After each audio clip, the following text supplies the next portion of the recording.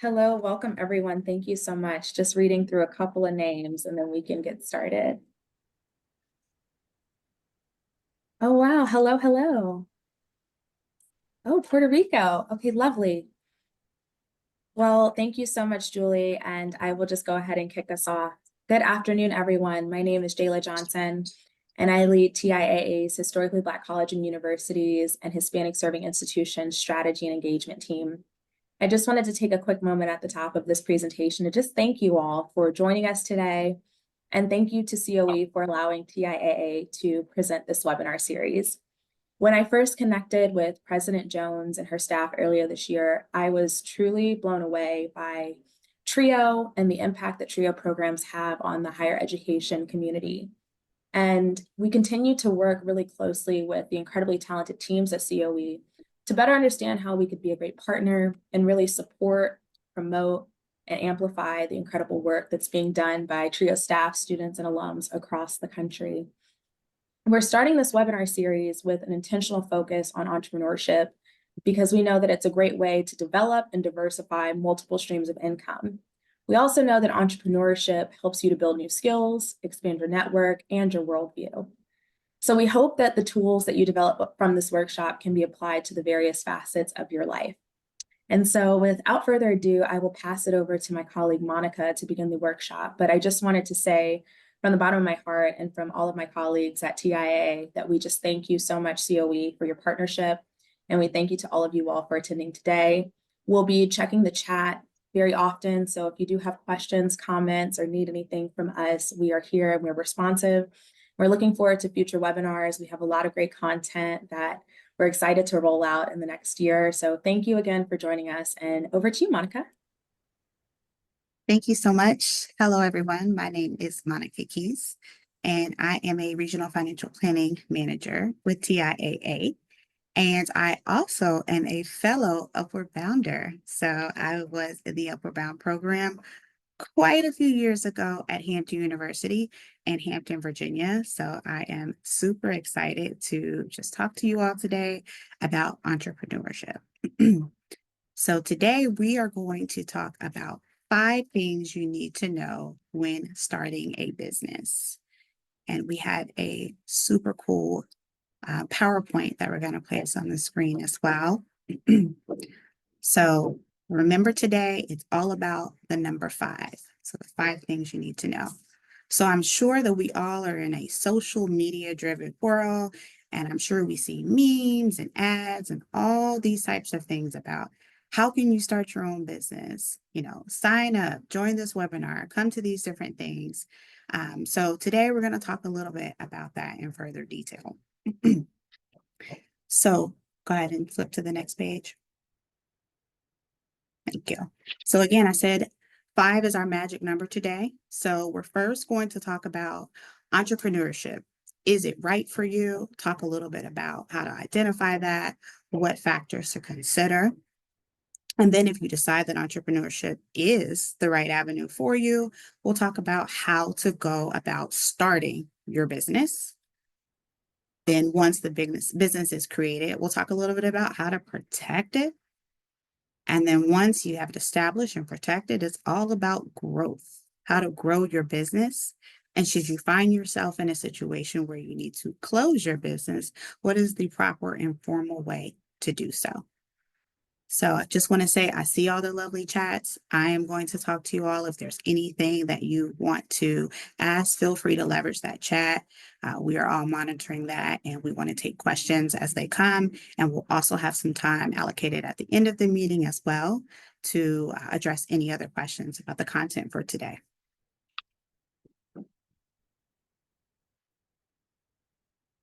All right, so thinking about entrepreneurship, if you want to set up a business, you want to make sure it's something that you're passionate about, because again, we mentioned you've got to get it started, determine if it's right for you, then get it started, protect it, grow it, and then potentially close it if applicable.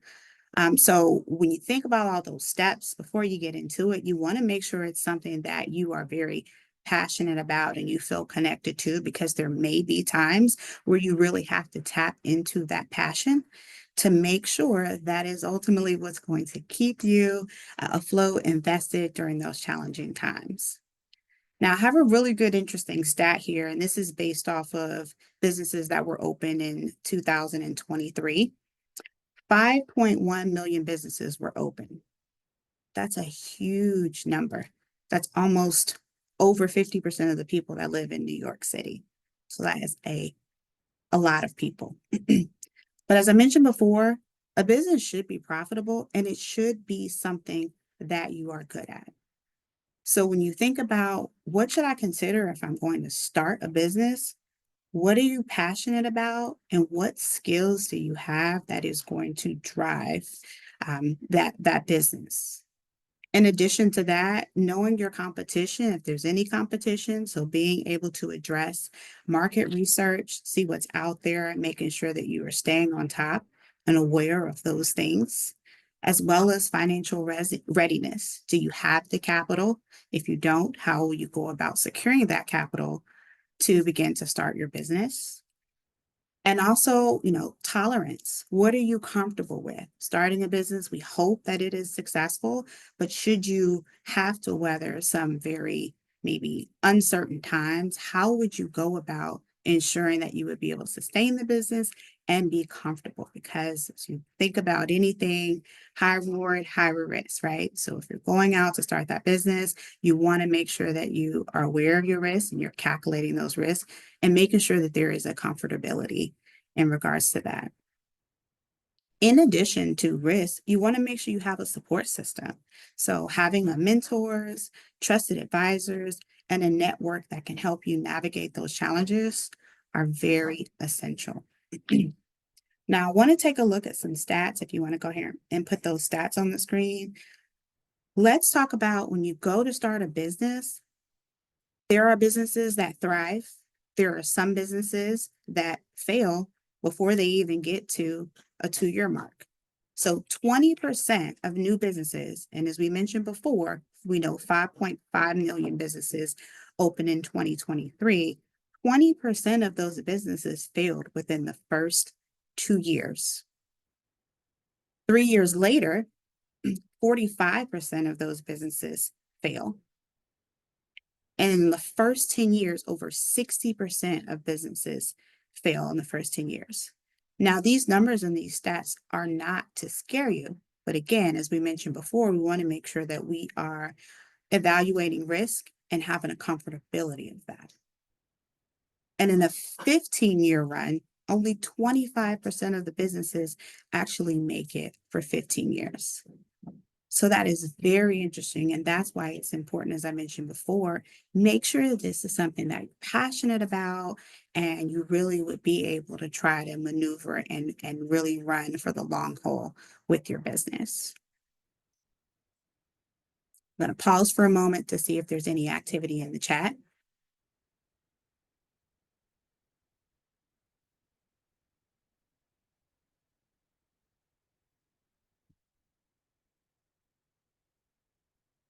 Jayla, do we have any exciting comments or questions that are coming in? Not yet. Just to answer someone's question, yes, the recording will be available after the session. But that's it, Monica. Okay, perfect. All right, so we're going to hop to the next slide. So we have done our checklist. We know that we're passionate about business. We know that we want to move forward. We know that we have a great village to support us, and we've assessed all of those risks, and we feel comfortable moving forward. So now it's a matter of starting your business plan. Now, I just want to point out an excellent resource. You can move to the next slide. Just want to point out an excellent resource. The U.S. Small Business Association, it's at www.sba.gov, government website. It is an excellent resource for how to get started, what's necessary, how do I get additional details.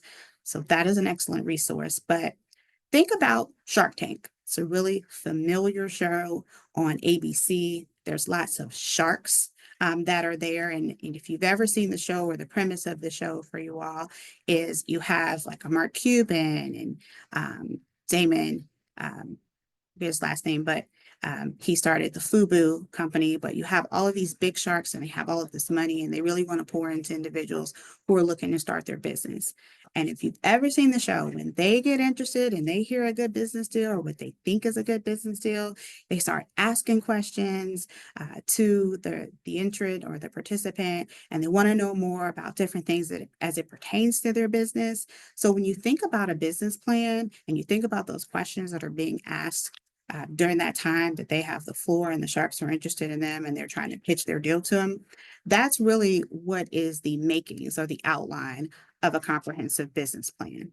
So they're going to want to know, what is your business? What are your objectives? What is your market analysis? What insights have you done for your research? Do you know your competition? What is your competition? How is the organization structured? That's really important because when it comes to just the legality of how your business is registered and taxation standpoint, that's important for them to know. You can actually structure businesses a few different ways: sole proprietorship, limited liability partnership, limited liability company, or corporation. And each of those registrations has its own advantages and disadvantages. But it's not that one is any better or worse than the other. It's just a matter of finding out is what is most ideal for you in that situation. Monica, Mhm. we do have two questions related to that piece. Yes. The first is there a difference between online businesses and brick and mortar in the way that you establish the business? And then the second question is, does the SBA assist nonprofit organizations? Great question. I believe so. The SBA is set up more so for small business associations. There would be other resources that would be better aligned. You would probably find some overlap as far as the initial registration, so on and so forth.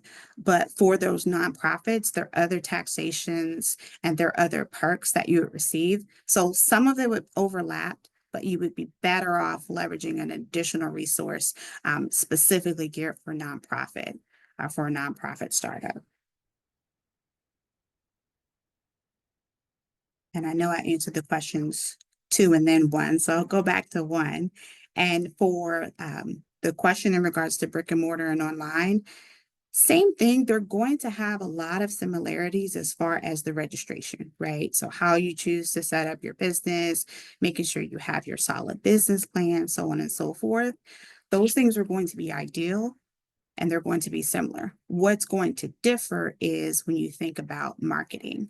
If you're exclusively online, you want to find out how you're going to drive individuals to your website or to your online presence so they can be aware of what your business is and then begin to purchase goods and or services. Brick or mortar, you do kind of with signage and so on and so forth, you will have a little bit more exposure because if anyone's riding down the street, they would be able to see at the very least the name of the building and wonder a little bit more what is, or they can actually come in. So you get a little bit of more built-in marketing, having a presence. So there isn't any difference in the setup. It's just more so in your marketing. Business plans may differ a little bit. That's a great question.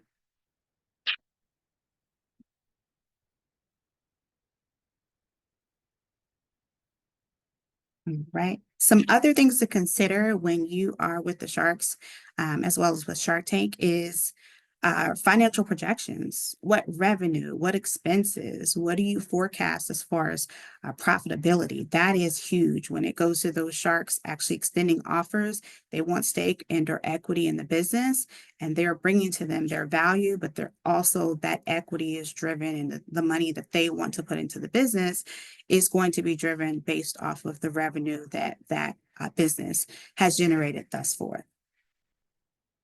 Now, once you have established your business, it's all about protection at that point. You've worked really hard to create something, so definitely working to protect it is ideal.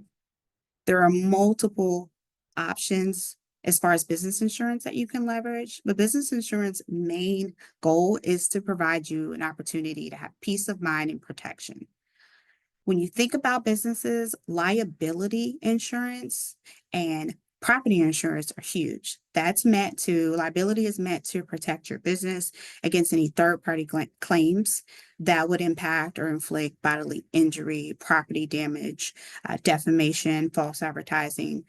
And then property damage is going to cover those assets, those physical assets of your business. So that brick and mortar, that office space, your equipment, and your inventory. Also, if you think about when we lived through the pandemic, business interruption, for individuals who may have had a hairstyling business or a nail business, when we were at home, they had no income, right? Because we weren't able to be around individuals. So insurance to cover business interruption would be ideal. And then also, if you do have any additional employees, liability for employee practices and workers' compensation are also some other ways that you can go about protecting your business. So ultimately, when you think about protection for your business, you want to make sure that you are not incurring, if should anything happen, you're not incurring any additional expenses that could potentially put you in a place where you are leveraging or having to spend a large portion of your funds for the business, which is meant to keep your business to continue to be fluid and running. Now, in addition to just overall insurance, there are other things that you can leverage as well, just to make sure that you have continuity within your business. One of those big things are going to be automation. So anything that you can do to make life easier to run your business and run smoothly is ideal. So some examples of these additional tools would be accounting software, a credit card processor, a point of sale so that you could capture payments and store that information for record keeping, customer relationship management software if you need to track your customer relationships and sales and data. So a lot of these things would be ideal, and there are platforms out there so that you can take advantage of those so that you do not have to manually keep up with this information. And so that would allow for you to maneuver from actually creating your business and protecting your business into a growth model. So when you think about growing your business, you want to make sure that you're able to shift. And this is going to actually be a portion of business scalability. So when you're looking to scale your business, really your thought process is going to be about your customer base and expanding that revenue. And I'm sorry, I just looked up. We're on slide 4.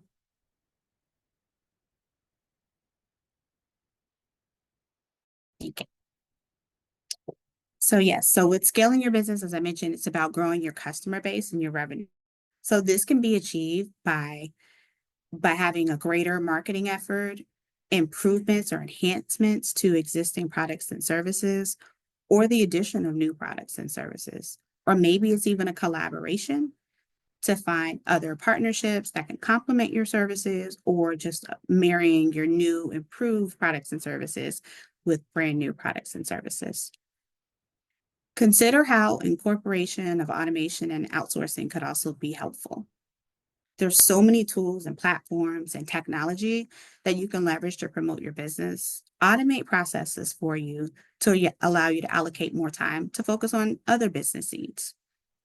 When scaling your business, it's important to keep an eye on your finances and make sure that you are still profitable. If you're not making enough money to cover your costs, you need to either reduce your expenses or find other ways to increase your revenue. Now, I want to pause because we talked about protecting on the prior screen, and then we're talking about scalability and growing your business. Jayla, have any other questions come in for us about either the growth of the business or protection of business? No questions at this time. Okay, fantastic. So if you think about moving away from scalability for growing the business, you also want to make sure that you build out your team. When you think about any sports team, it's not any just one individual that is going to be ideal. Everybody plays their part. So with the growth of the business, you will need to potentially delegate tasks. So you put together a team of people who can help you run your day-to-day operations. This may include hiring additional staff, contractors, or possibly freelancers. The resources to build a team can be leveraged or located through hiring platforms, job boards, social media, and or freelance platforms. So this would give you the opportunity to peruse and look at applicants, look at their prior experience, to assess their resume and their experiences to see if they could be a good fit for your business and growing your business. And possibly if you identify some opportunities that aren't quite there yet, where you know that it's an area of opportunity for your business, you would be able to leverage those individuals to help you round out your business and just further strengthen your business. Another opportunity to really grow the business is partnerships. They're such a valuable resource. So maybe you consider partnering with other businesses within your industry. An example of this, or an example that comes to mind, if you think about a wedding, if you were to be a wedding planner, maybe you would partner with a florist, a photographer, a caterer, a venue. And so that way, as the wedding planner, you can offer customers a one-stop shop for all their needs. Another example of this would be in e-commerce. If you have an e-commerce store and you partner with a fulfillment center, that partnership can help you save costs on shipping and storage, and then it can also help products get to your customers faster. So to find potential partnerships, you can definitely make sure that you are finding those businesses that will complement what you do. And then also gives you a competitive advantage. Because if you have this business over here that does something similar, and your business could offer these other complementary services and become a one-stop shop, then individuals will look to want to come to you versus them, because they don't then have to make a purchase for the good or service with you and then turn to another business. They can do it all together at one time.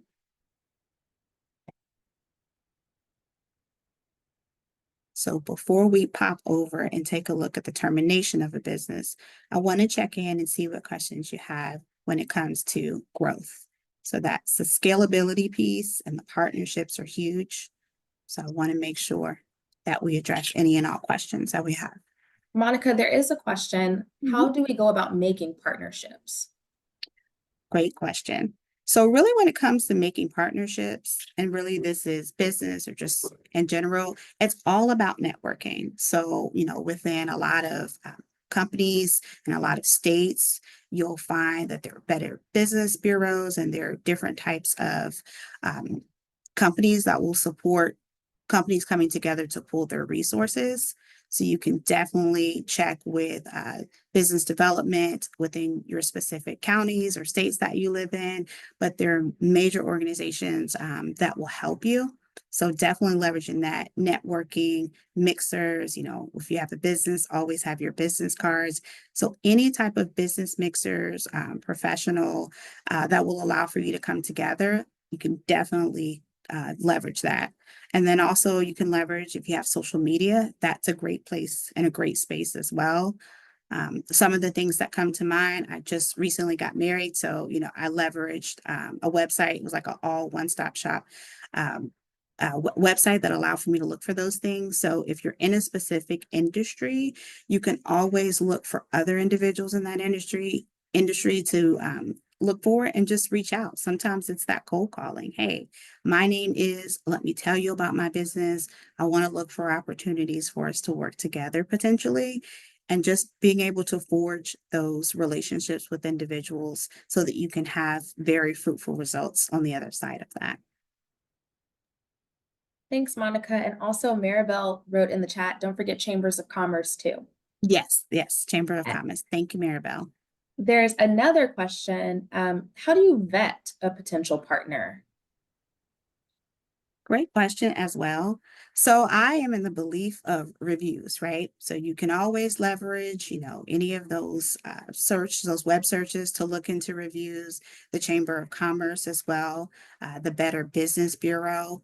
If there was ever anything that someone encountered with a specific company, if they're registered, which is why we go back to that legal piece, when you establish your business, you have a tax ID, so on and so forth. So you are able to vet those industries through some of those services. But also I like I'm a firm believer in automation. So any type of platform that's out there that would allow for you to be able to type in a business name and domain and try to see just the to check in on whether or not that company is valid, and cross, cross your T's and dot your I's. You can definitely leverage that. And then also, to Maribel's comment, the Chamber of Commerce is an excellent resource to be able to check on the legitimacy of businesses. Perfect. And then our next question is from Crystal. It looks like, does TIA offer networking opportunities for particular industries? Hi, Crystal. Thank you for your question. So TIAA, we do not offer anything as far as vetting. Our company is really geared to really focusing on retirement services for our participants.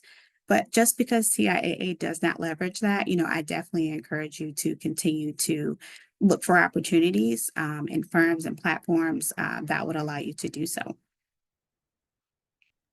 And Monica, if I may just add Mhm. one additional piece to Crystal's question, we did, TIA was one of the sponsors for COE's annual conference that took place in New York last month, or in September. Time flies. And so I would say, whenever TIA is at a particular conference or event, please feel free to come up and talk to us about your needs. And when we are able to, we are absolutely happy to connect you, especially if we can connect you to partners within the higher education industry. So just shameless plug there. So see you at the next conference. And then the next question is from Richard. Can you go over allowable losses by state or federally for a business? And does this differ from independent contractors to brick and mortar? Great question. So I just want to replug, Jayla, your plug, and say, yes, I am 100% endorse your statement as far as networking. As Jayla mentioned, if you see a TIA representative, come up to us, talk to us, share with us your insight. That may be your in, or that may be your connection to that next individual as well. And then I wanted to go back, Jayla, and just make sure I heard the question correctly. Was it in regards to losses for taxation purposes? Yes, allowable losses by state or federally for a business. And Mm, does this differ from independent contractor to brick and mortar? Gotcha. Great question. So I always like to talk high level when it comes to taxation, but I'm always going to give you the plug. You should always defer to your tax advisor or your CPA, just because state rules are going to be different when it comes to taxation. And then federally, you are able to carry forward some of your losses. It is when you actually go to carry forward those losses, there is a cap on how much you can carry forward each year. But sometimes if you cannot use it in the next year, they can almost sit and you can actually deduct against them in future years with your business. But when it comes to like the state specific details, I would always say to leverage a tax advisor and or the US Small Business Association website, because they will be able to connect you with CPAs and tax advisors that are going to be state specific for the state in which you register your business. Okay, next question is from, I believe it's Shanae. How do you fact check that your business is still profitable? And should this check be done quarterly? Great question. It can vary depending upon the type of business that you have. There are some individuals that say, I reconcile weekly, I reconcile monthly, I reconcile quarterly. If you have a CPA or money manager or a tax advisor that is looking at those things as well, you can determine how you want to set that up. I definitely feel that you should be checking into it and on it frequently, but the cadence is going to vary depending on what your overhead costs may be, so on and so forth. But back to that point I mentioned earlier, as far as automation, there are a lot of platforms and softwares that will allow for you to be able to look at that information. So if you wanted to check at some frequency, maybe independent of what it would be when you meet with your money manager or your advisor, you would be able to set that up. But I think it is important to check to make sure, so that you can reassess. Because as I mentioned earlier, if you're not making enough money to cover your costs, you need to either reduce your expenses or find other ways to increase revenue. So having some frequency or cadence by which you check that is going to be ideal.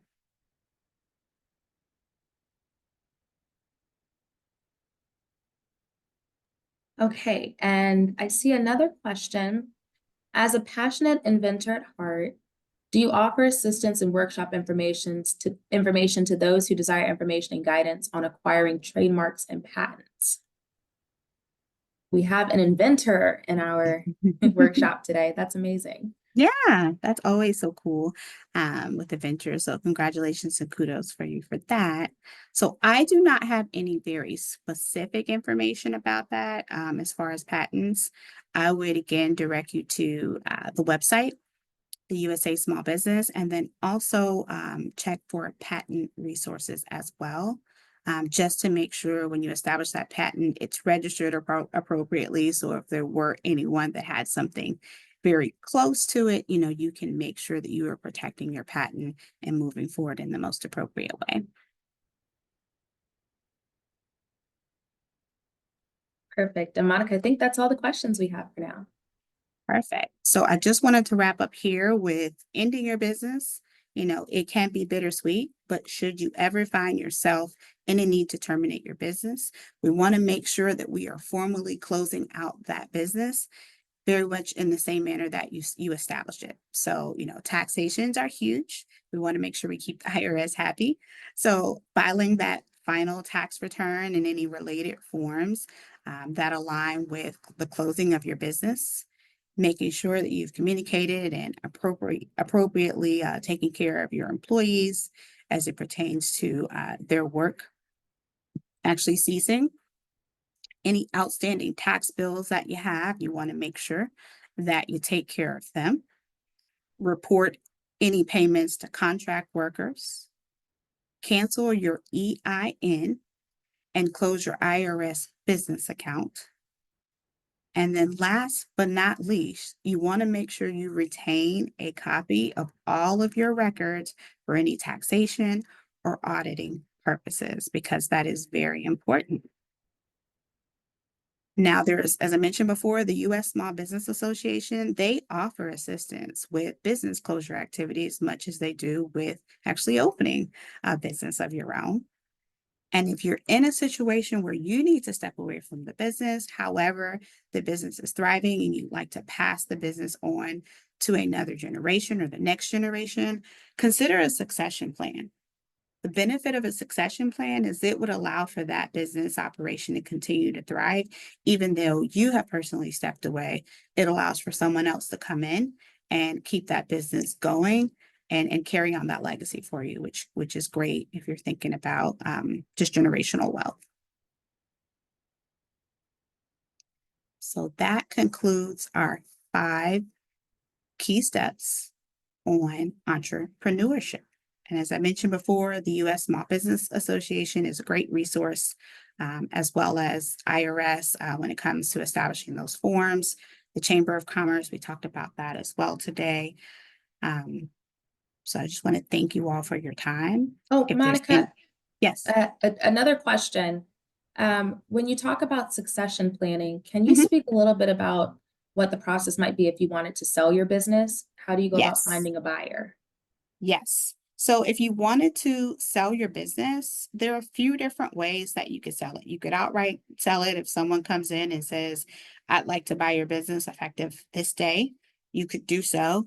Same thing, when it comes to that registration, you want to make sure you are filing the appropriate tax forms so that when it comes to taxation, registration, all of those 3-letter government agencies that we have, they're making sure that there is an actual day where that business kind of sunsets on one individual and moves to the other. And then they would broker and determine what that cost would be, so on and so forth, for that other individual or individuals to take over the business. So it's just a matter, I'd always say a good attorney is important, just to make sure all parties are represented and everything is above board with the transitioning of the business. But ultimately, you would just be allowing yourself to either fully step away from the business or become more of a smaller or minority business, a minority stakeholder in the business. Perfect. Thank you. You're And welcome. then another question that just came in. Do you Mhm. only need an EIN to start a business? Do you only need an EIN to start a business? Do you also have to apply for a state identification number for an online business? Yep. So with depending upon what state you're in, so the EIN is going to be your federal taxation number, right? However, in addition to that, you will also, and you can also have a state ID number. So when you actually go to file for like your business license, so on and so forth, they're going to be asked for your EIN and your tax ID number. However, depending upon whether it's e-commerce or whether it's something that is going to be online versus brick and mortar, it still does not change the fact that you need to have those identification numbers because that's for taxation purposes, not necessarily where your physical presence is. So those are still required. Perfect. And then one other question is around branding your Mhm, business and mhm. some of the marketing assets. So outside of a business plan, what are some of the other, branding materials that a business owner should have? Yeah, so I mean, even outside of your business plan, some individuals will opt to have a marketing, whether they're consulting or have a marketing firm work with them to help them exclusively with branding. There is a domain where you can go to make sure at the start of your business, you can actually check in on names. So if there's something that you're thinking about having, there may be another company within that state that also holds that same name. So you can definitely leverage the marketing. You can actually um, work with your state business to determine like how to set those things up and to check for you on the business names. But the biggest thing when it comes to branding is going to be um, working with that marketing consultant, or if you're kind of grassroots, you kind of think about, you see individuals that come up to you and say, hi, my name is, I just started a business, I'm doing X, Y, and Z. So it just determines whether you want to outsource that or if you want to be solely responsible for that. Or, of course, you see master classes where maybe there is some type of online or Zoom meeting where you can participate and get some key steps to take away to go in and implement. And then there are also just overall individuals that start as almost like a business consultant. So they'll help you from start to finish. They'll set up a frequency or a cadence in which you meet just to make sure that overall the business is thriving, marketing piece included. Perfect. Oh, and more questions coming in. Can you explain what a Duns and Bradstreet number is? A Duns and Bradstreet number? That's a good question. And then I, as we think of that, I did have a question come in to just share a little bit more about TIAA. And I apologize at the top. I just got so excited by seeing all of you all join us that I just jumped right in. So forgive me for a moment just to share a little bit more about TIAA. We are a retirement services and solution provider servicing higher education, nonprofit, government, and healthcare clientele primarily. We have everything from 401ks to 457s to 403b plans. We also have a variety of other services. So we have TIA CASPIC, which is an endowment management services provider. We have a subsidiary called Nuveen, which is an asset management company. Then we also have several other lines of business. So we have the TIA Institute. They are producing a lot of great research around retirement planning, around longevity, also around caregiving. So lots of great reports there that we'd be able to share in future webinars. We also have a variety of wealth management expertise and a lot of great wealth management advisors that sit within that space. And Monica, I don't know if there's anything else you wanted to share about TIAA, but I'll pass it over to you. I just wanted to give that overview because I didn't at the top. So. yeah. Yes. So, I mean, I think for me, when it comes to TIA, what I always like to make sure I convey to individuals is, we really work with like the do-gooders when you think about employees. So, we're working with higher education, nurses, doctors, so on and so forth. And we're just looking to be a retirement resource for them as they go out and do the amazing things that they do and the selfless things that they do in the respective industries. And we're just here to support them financially with their questions and make sure that they are set up for retirement security, because our main goal is to get them to and through retirement. So we just want to make sure we're here to be a resource for them. Perfect. Okay, and so back to the Duns and Bradstreet number, and then a couple of other questions have just come in. Sure. So the Duns and Bradstreet number, it's very similar to a social security number to identify a business, but it operates and kind of looks like a tax ID or EIN number, but it's more so set up to track business activity.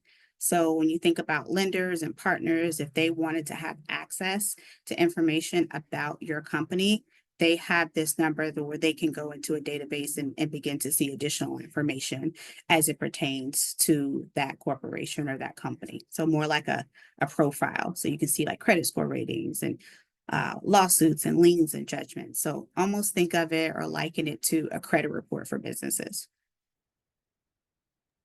Perfect. And the next question is, let's see, can you incorporate both online and brick and mortars for business? Or would you have to get an EIN separately for both, or only one business, if that makes sense? That makes total sense. So no, you can have one EIN number or tax ID number for your business, and you can make the choice to be brick and mortar or online. So if you think about like Barnes and Nobles, or you think about some of those large corporations that are out there, you can have one business that does both.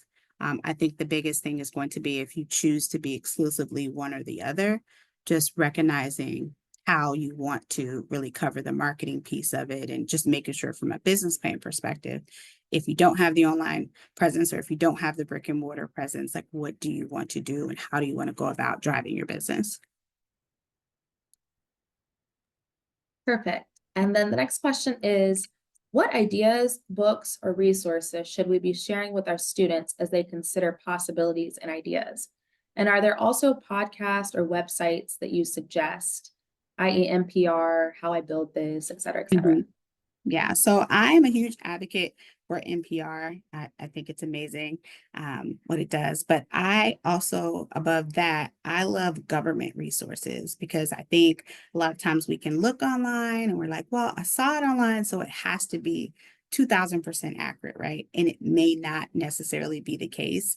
So when it comes to taxation, I feel like the IRS is the most amazing resource to go to for all things pertaining to EIN numbers, tax IDs, so on and so forth. That small business website that I shared earlier, the SBA.gov, but anything that ends in ORG or GOV are going to be the best resource.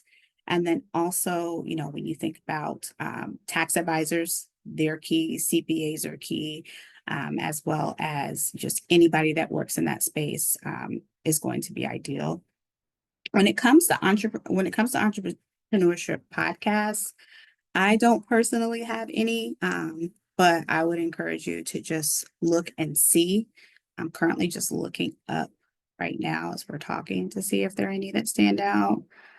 Well, Um, and Monica, mhm, to that point, it's a really great question, and something that we can follow up on and provide to everyone as a next step, because mhm, one thing we've done through our community impact group, they have an intentional focus for their strategy this year on first generation students. mhm. And they have endorsed a book written by a first generation. She's not a first generation professional and an influencer. And so would love to get sort of a list of those titles of just books and experiences that we can share with you all for future reading. So we'll definitely follow up with those materials. But go ahead, Monica. Yep. No, so you're fine. I was just going to mention, I kind of looked and I saw so many things. And so I wanted to, Jayla, kind of circle back and also check in to see what collectively we want to endorse as great podcasts to leverage. So I too, I think we were thinking the same thing. Let us kind of go back to the table. We'll put it in our parking lot for now, and then we will share that information at a future date and time. And someone did actually say Earn Your Leisure is a great business podcast for entrepreneurs in the chat. Mhm. Shameless plug, our CEO, Tashonda Brown Duckett, actually did an Earn Your Leisure podcast taping at Morehouse college earlier this year. It was in January of this year. So included in the materials will also include that podcast episode because it was amazing. And Monica, I believe that that is all of the questions that we have in the chat. If anyone has any further questions, please submit them now. Sorry, because you can't see anybody typing, but Yeah, we'll give it one more second. yeah. But while they're doing that, I just want to say, Jayla, like I want to encourage everyone, if you shoot for the moon, you're bound to land in the clouds or the stars, right? So I want to encourage you all to strive to push yourself, dream big because I think and I know that you can do it all. And if entrepreneurship is for you, then I definitely want to encourage you to just go for it and leverage all of your resources. We're all rooting for you.